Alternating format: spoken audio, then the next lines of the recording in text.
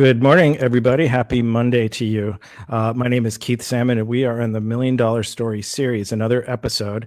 And today, I'm just going to switch this one thing to make sure that everyone can see us if we're going live here. And there it is. It's free out there. Today is Lena Foley is joining us. And am I correct in saying that you're from you live in Durham, I North live in Carolina? Durham. Yep. Awesome. Well, I'm in Santa Monica, California. So what's cool about this is that we have such a far-reaching range of connection on shows like this, and we encourage everyone to get involved as much as we can. So the reason I call this show the Million Dollar Story series is because I believe that everyone's got a $1 million story, and sometimes it's locked up inside of you. And so what I do is I like to get as many people in front of as many other people, because I believe it's a matter of timing. When you see the right story at the right time and you're ready to receive it, it may indeed change your life and change your trajectory on what your vision is. So I put a feeler out a couple of weeks ago, and Lena responded real quick. I was really happy to see her come in, and she's going to share a little bit about her $1 million story. So good morning, Lena. Good morning. Thanks for having me. I'm so excited to be here and have this conversation with you. Awesome. Well, I truly appreciate it. I know sometimes it's today's a holiday for some people, and it's maybe a little quiet, but then I think a lot of people are just keeping the wheels turning and just keeping an eye on the ball, so to speak. So why don't you, if you don't mind, I like to just do a little bit of introduction. Just tell us a little bit about yourself. And I know that you're a real estate investor and also a coach. Just why don't you tell us about your company and what you do?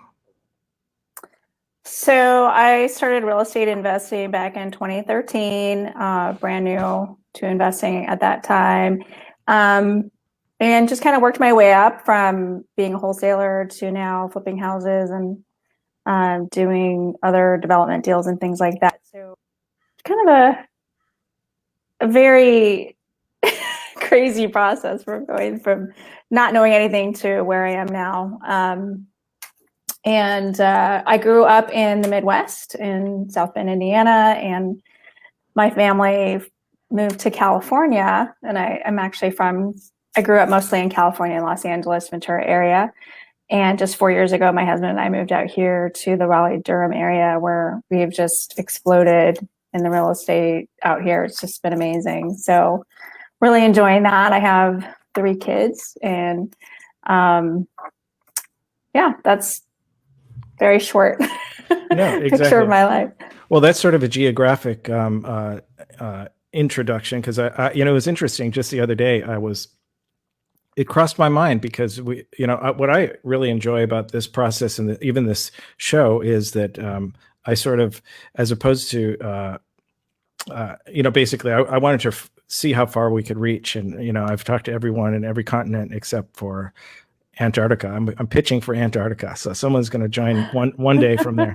But what I did was I posted the other day, just basically how far away from your hometown do you live now? And it was interesting. I got a few responses, because I'm from the Midwest also. I found my journey through the film world and advertising as a film editor, and then a lot of different things after that, and still do a lot of that now. So it's interesting that you started in the Midwest, came to California.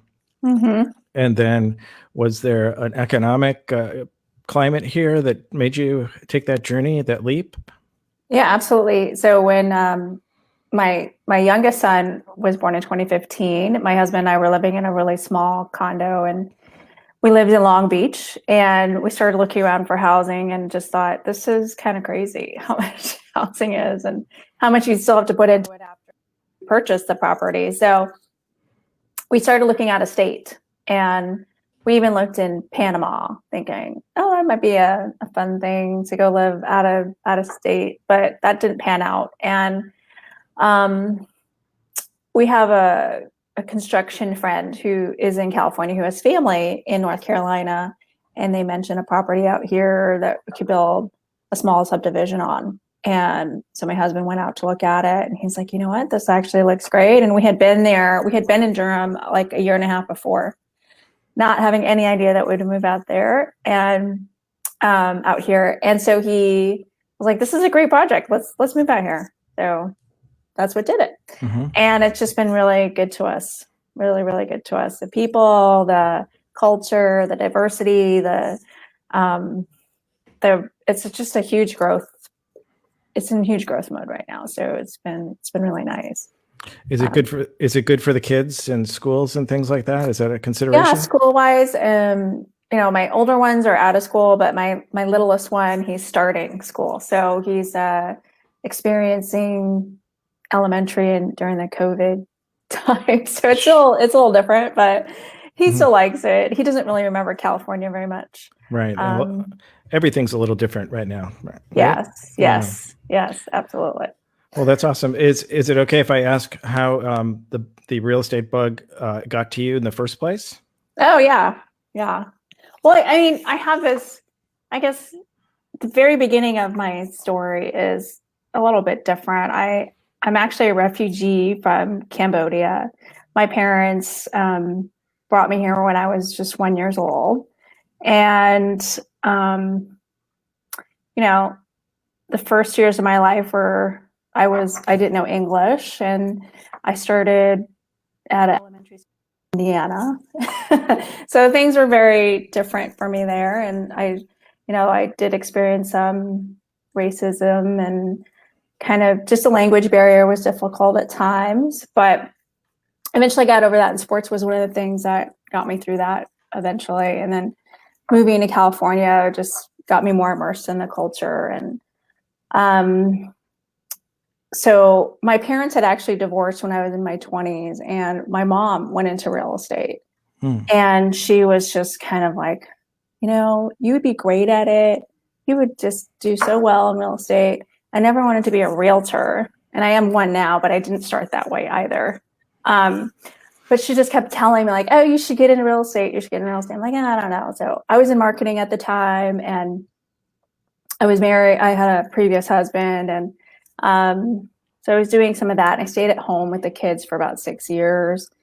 And then I thought, I need to do something different. And so I actually learned how to be a coach while I was staying at home with my kids, to be a life coach and a business coach. And so I did that for a little bit, but then I ended up getting a divorce in 2008, I think, along with pretty much everybody else during that time. And it was a really kind of difficult situation. I hit rock bottom by 2012. I left him in 2008, 2009, and things just got really bad. My kids were really little. I was very, very broke.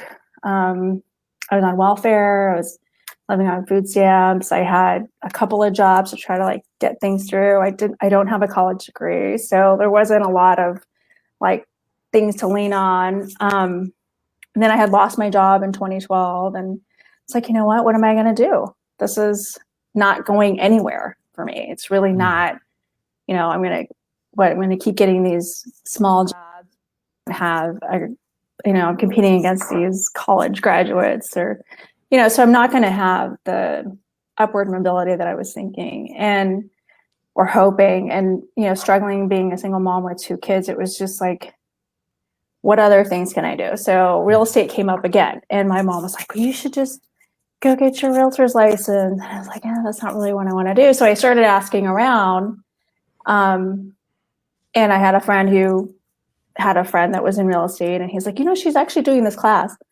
You should go. I said, okay, well, I don't even know anything about it. I don't know anything about what she's teaching, but I'll go because you recommended it.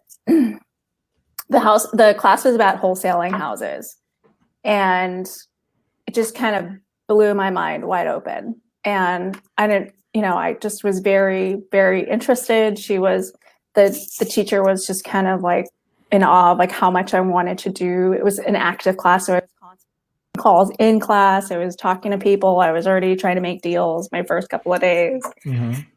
And so she asked me to work with her. She's like, well, you seem really excited. You seem like you're ready to go. So why don't you come work with me? And I said, okay. So I went to her house. Her office was in her house. And I literally sat there and made phone calls and offers. I made 10 offers a day. And within the first 3 weeks, I made a deal. And she was just like, oh, nobody's ever done that. I'm like, really? I thought that's what you're supposed to do. But it was this whole rock bottom thing. I was like, what am I going to do with my life? Because I can go get a job, but I'm going to continue to struggle, and it's not going to help me or my kids. And, there was also, the divorce was not really easy either. And so it's just like this really high pressure time. And through working with this woman, and then after 3 months, I went off on my own and formed a smaller group of ladies that wanted to work together, and we decided to wholesale together, and we did a couple of deals. And then I eventually met my husband, and then I started doing more deals. And then now, I didn't become a realtor until I moved out here, just so we could sell our own properties. But, it's kind of like, I look back the other day, I was just thinking, this is really, really cool, because I don't ever have to get a job again. I could just, find ways to make money when I need to. It's not dependent on, going to work for somebody, which was such a different story Right. 7 years ago. So, well, it seems like when you're going through it, it seems like it's taking forever. And then when you look back, it seems like, how did that happen so fast?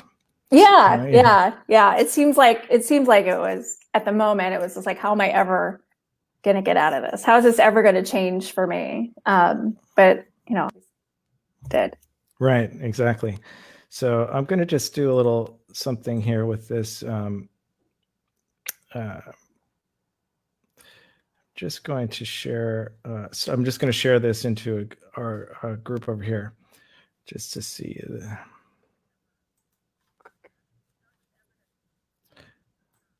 Okay, stand by. Hold on one sec.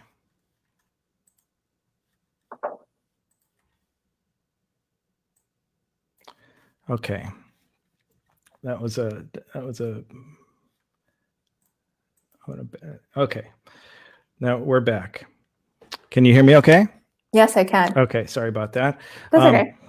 So it was sometimes there's an epiphany moment. Sometimes there's, like, I think I heard there was several epiphany moments where it's sort of like you see a door and you walk through it, and then you see another door and you walk through it, and that willingness to try to do something completely 100% different is sometimes it's magic, and sometimes you don't see it as it's hitting you, but sometimes you do. Sometimes you feel it. It's like I think as a part of that willingness is kind of what I heard you talking about. There definitely was a point of I call it surrender.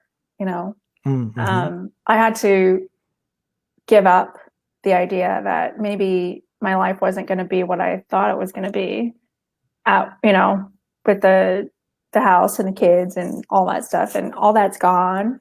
And I didn't even have a job to, support myself. And so, I did go through a really tough period of surrendering. I even had my kids go live with their dad, which was like a decision that I would have never thought to do before. But I needed to do that to focus on what I needed to do for myself. And not because they were in the way or anything like that, but it was just like, if I don't do this now, then I'm going to drag them through this. That was kind of the deciding factor for me. I was like, they can be taken care of by their dad. He's willing and he's ready and able to do it. And, I can just get myself back together, which was a huge, difficult decision because, as a mom, I was so, everything was them. And once I did that, there was definitely a period of depression. There was at least 3 to 4 months of just me being in bed and, wailing on myself about all the bad decisions I've made and this and that. And my mom even asked me, she's like, "Are you on drugs? Are you okay?" It's like, no, I'm just really depressed. And, but it was in that time that I decided to surrender decisions and allow myself to dream bigger, to dream, to say like, okay, here's a moment in my life where I can actually decide which way to go. And I can choose to continue to fight this direction, or I can let go right now and just see what comes. And once I was getting out of the depression, I started asking myself, well, what would be great? What would I want my life to look like? What would it be? And the real estate thing kept coming up. And so I started asking around, and then, so just speaking it, asking, talking, it just kind of started to come together.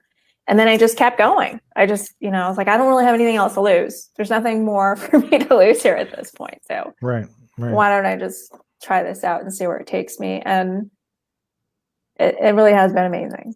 Really No, has. that's awesome. So, so you have a company. Are you in? Is your husband in the business with you?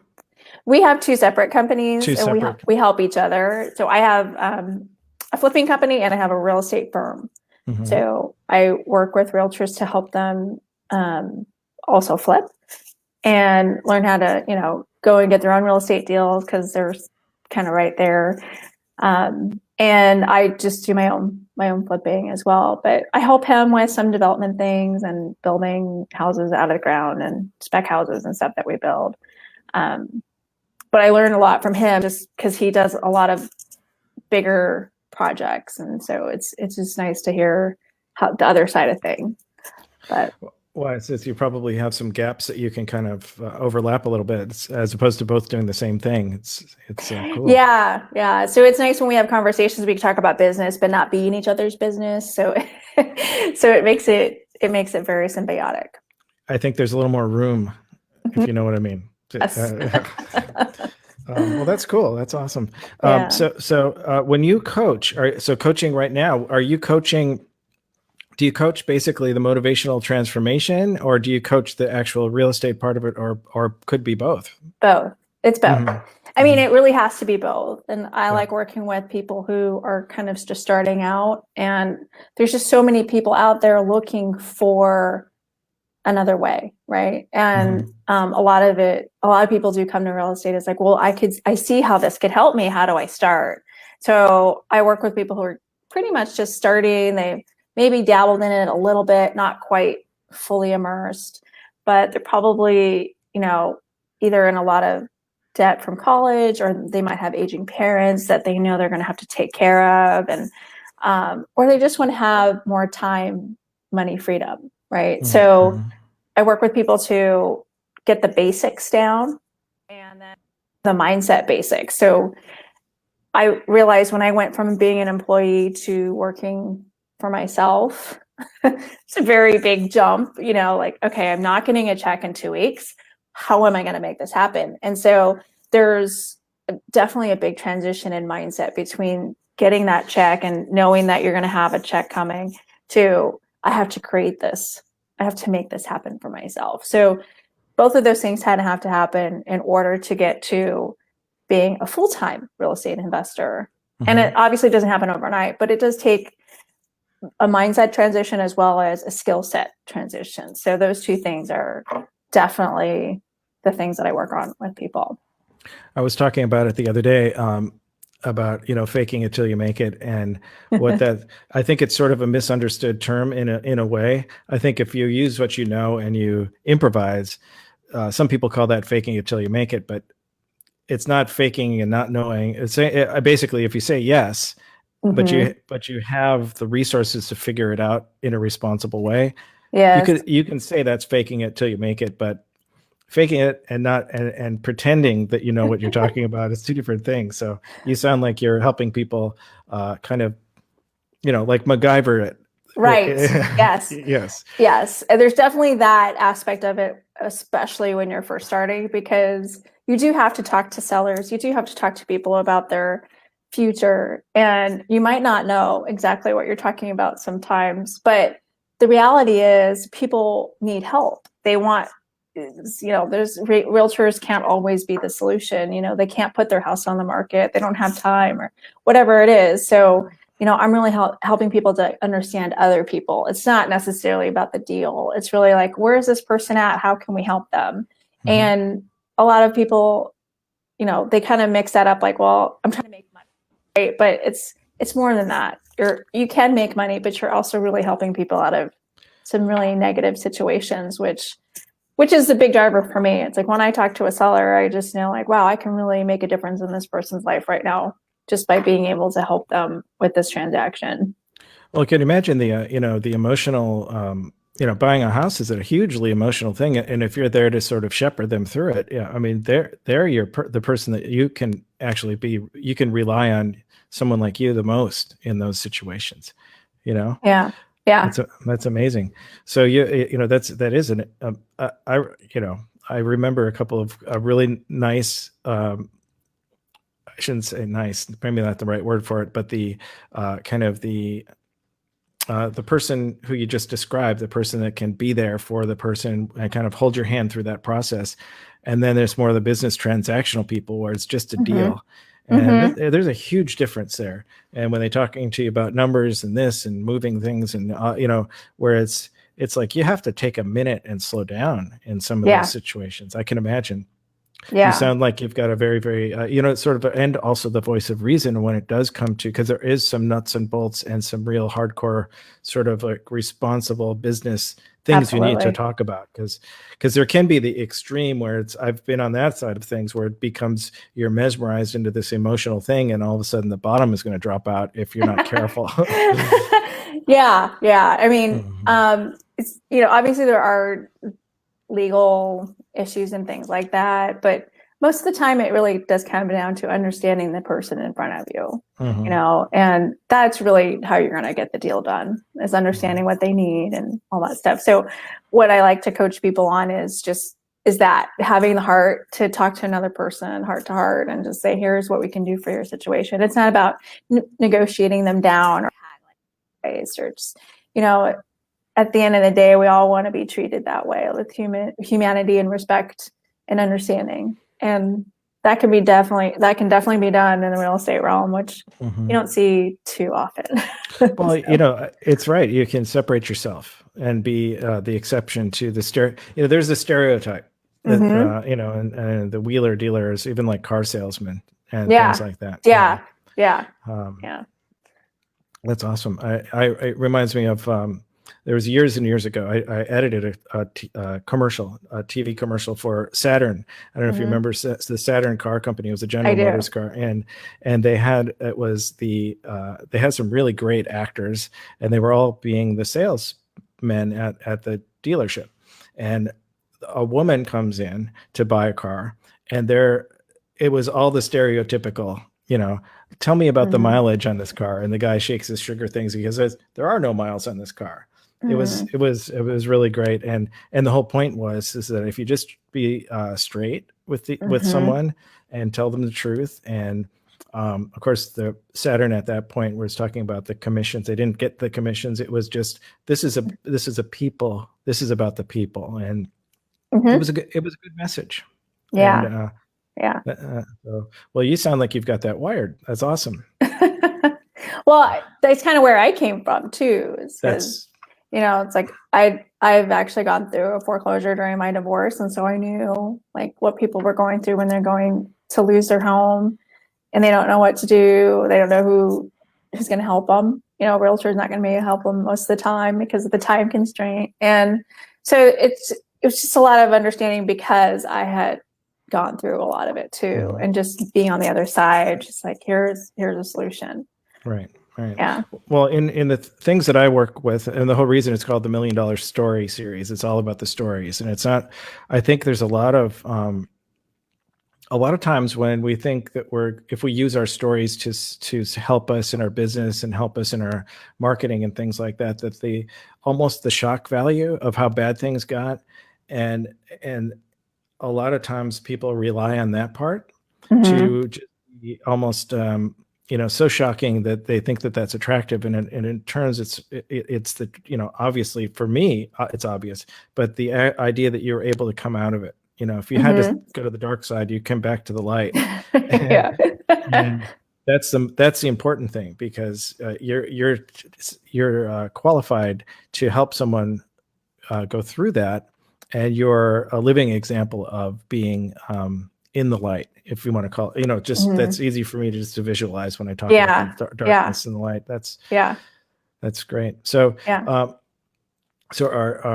are you going to train your children to come into the real estate business? Well, I'm happy. my older son is very interested. He just hasn't quite gotten the motivation.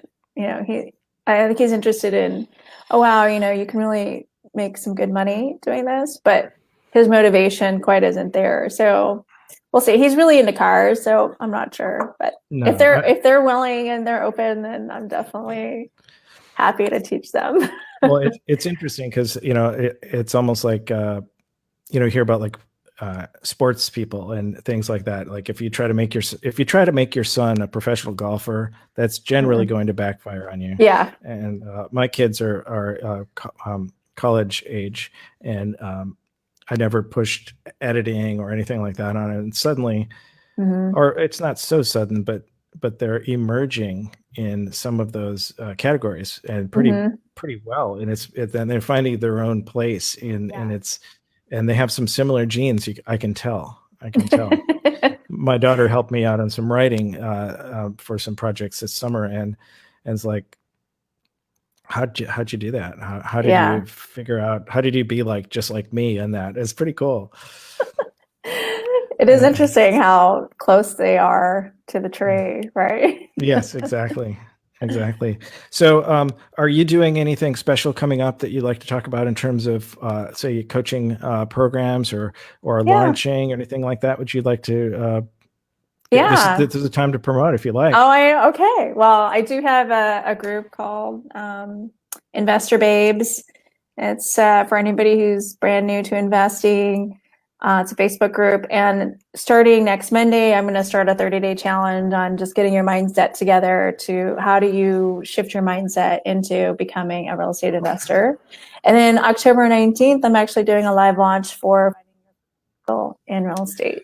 Okay, so one quick second. You're right in the middle of the your live launch. The audio just dropped. So do that one again. So October 19th is a live launch for finding your very first deal. So if you're brand new to real estate and you don't know how to start, then this is a great boot camp or a great quick way to learn how to get the basics down to get your very first deal under your belt. Oh. So and before that, we're just doing a 30-day challenge about mindset in the Facebook group, so you can come in and kind of reset where you're at and identify some of the things that you want to change. I actually have a method called the I- method, and it starts with identifying the areas in your life you want to change and what you want to change, and decide what are the things that you actually want to change. You make that decision, and then after you make the decision, you need to take some action. Once you take some action, you can put some systems in place, and then eventually become habitual and turn into your beliefs. So that's a really short methodology that I use to help coach people through all of these processes so that they can get from, A to B. So I- sounds good. That's a good sounding. Yeah. Well, that's really cool. Yeah, it's going to be a lot of fun. I'm super excited to start it and get everybody in there. I know there's a lot of really new investors or people who are just looking to make extra income or to change their life or, put themselves on a different trajectory. So especially now during this time where people are uncertain about their futures or what could be going on in the next 6 months. Right. So this would be a great way to boost that. So are you finding that you're getting people in your part of the country, or is this wide reaching? All over. Sure. So I've had people from California. I do have connections there still. So California all the way over in Florida and Maine. So it's pretty much everywhere. I haven't gone international yet. I haven't had any international clients. I don't do any international real estate, so it's probably not going to be very helpful for somebody outside of the country. Well, however, your story and mindset story is very, very valuable. And in terms of particular, getting someone to maybe take what's the word? Turn the corner and then get to their own resources of how to actually put it together is, I don't shortchange yourself on that just yet. When you get that person from Antarctica who wants to Right. change their mind Yeah. about, Yeah.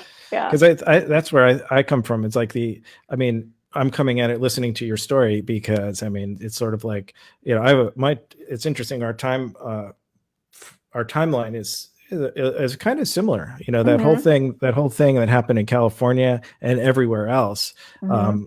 right around the 2008, 2009 to 2000, Yeah. all that sort of was. I can talk to you about that offline sometime, but Yeah. Yeah. Yeah. it was great one day, and like the next day, it was not so great.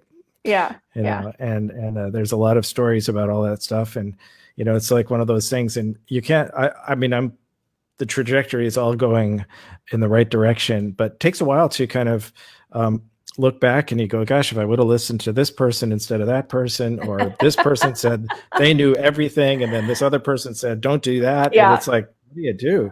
Oh And, yeah. Yeah. I had a yeah, lot of that too. I had a yeah, lot of that too. yeah. But eventually I just had to listen to myself. I had to go in and say, okay, well, what do I need for me? And that made all the difference. Well, I think you're soul searching in that whole sort of like a little bit of a dark time, and Hmm. it's like that's where the real, you know, corner, if you will, or that real epiphany is Absolutely. uh, Yeah. the inside um, It's like going in the change. cave, basically. Well, exactly. There Yeah. how many stories. I was telling the story about one of my songwriting heroes, and he's like he walked up in the hills in Tennessee with the actual intent to never come back, and then he came out with a song. He came out with a song that changed the world. It's like one of those things. So Yes. sometimes you just have to get on the brink. I mean, I take that back. That's sort of a myth. I think on the creative end, a lot of people think that they need to live in the pain. And I Hmm. kind of like that. I had lived that way for a bit, where you think that, the only way I can be any good at this craft is to be in the pain that I'm kind of Right. demonstrating through some of this art, and that's just completely not true. Yeah, Um, I would agree with that. and but boy, when you're in it, it's hard to believe. It's hard to believe it, because you have to, you're walking a tight wire for a while, and it's sort of like, people say it could have gone either way. It did. It really could have. People Hmm. people looking in from the outside, I think too. One of the things that's at least from my story, it's like our stories. It's interesting how stories, even though they're completely different, sometimes are very Similar. similar. Yes. Yes. And it seems like in those situations of the dark, that you're all alone. I mean, I certainly Hmm. felt that way. Hmm. And then when you come out of it and you start making changes, and making uh, not just putting band-aids and doing damage control, you're Hmm. making significant changes in your mind, and in your your direction, and basically your mission. You've developed a belief system which creates a mission, and Hmm. then those people, you realize a lot of those people were there the whole time, Hmm. and they Hmm. were not necessarily in there trying to fix you. They were trying to, sometimes even from a distance, that's the best support you can have, because if you're doing it to appease someone, or to make someone happy, or do it for other reasons other than the fact that this is your new kind of mission statement, a lot of times that just is like chutes and ladders. You just go up and you Hmm. come back down. And Hmm. Yeah. uh, I Yeah. didn't mean to go on a little bit of a speech there, but it really kind of it hit me in the guts. Right. Your story was very, very powerful. Thank you. Well, Yeah, I had a friend tell me one time, in one of the darkest hours, and I was just like, why am I going through this? I just don't know why this is happening to me. And I used to say that a lot. Why is this happening to me? Why does this keep happening? And she's like, Lena, maybe you need to go through this because it's part of your story. Somebody's going to need to hear this story one day to help them. And I was like, oh, well, that makes it sound so much better. Right now, right. I don't know, but it's Who, true. So, whoever said that was very wise, because yes, share the it, wise friend. yeah. Well, like I say, it's like you're going through it, and the miracle is that you are you are here to tell that story. Mm-hmm. Mm-hmm. Yeah. And I'm so thankful because I don't know what would happen if I didn't pull myself together to go for it. Where would I be today? Well, I wouldn't be this happy, I don't think. So. that's why we live life, Mm-hmm. because it's, I think that's the longer I'm around, the more I realize that it's like, all those sort of like science fiction movies are all about what would you have done if you would have done this one thing. Mm-hmm. Mm-hmm. And That one thing. then the chance of fate that happens over and over. I think it's similar to when we talk about signs that we see, Mm-hmm. meaning like things that we see. All of a sudden we have this heightened awareness, and it's like, God, it's like sort of like when you read your horoscope and you go, God, Yeah. how do they know? It's like, well, but then some of the signs that we see of our heightened awareness is sort of synchronistic. All of a sudden there's these themes because we're just aware to see those things. And just like our friends who were here all that whole time, Mm-hmm. those signs are always in front of us. It's just a matter of if we connect with them or see them, and those people are there. And it's even in our mission here to reach people in, say, your live launch and your coaching program, and even in the real estate world. Mm-hmm. It's a lot of times our messages, I refer to them as billboards on the highway. It's like you Mm-hmm. can't just put one up there for one day, because Right. Yeah. the probability that it will reach someone is slim, very slim. Right. Well, because there's so many other billboards up there. So There's so much, mhm. especially these days, there's just so much information coming at you. There's so many advertisements that it's hard to kind of get through all that and decide for yourself which one do I want to pay attention to. So it is important to go out there and put the billboard up more than once. Right. So is North Carolina, how is COVID happening? Is it open, or is it semi-open? How's that working? It is. It's interesting. I think I don't know if you know, but North Carolina is a swing state, so it's kind of purple. There's a lot of blue and red. Sure. So certain towns are a little bit more closed off and shut down than others. And if you go to other areas, they're just completely open. People not wearing masks very much.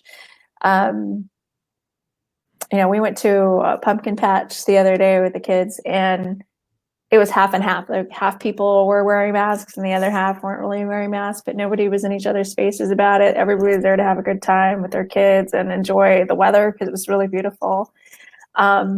So that was nice. It felt really normal, Mhm. but the schools are all virtual. And, so there's obviously the things that are there, but I feel like, we're all in all, we're kind of in the middle of things. We're not like so far on one side or so far on the other. We're kind of in the middle. It So, sounds like I like that. I like the feeling when you get in a situation where you're kind of like everyone's doing the best you can. yeah, And if everyone's in that same best you can and no one's trying to push anybody around, then it's okay. exactly. Yeah, exactly. That's all you can do is the best that you can do. Right. So, I have, it sounds like I have a really good friend who's, I've been introduced to Mr. T a couple of times. oh And yeah. we were actually working on something which is pre-COVID.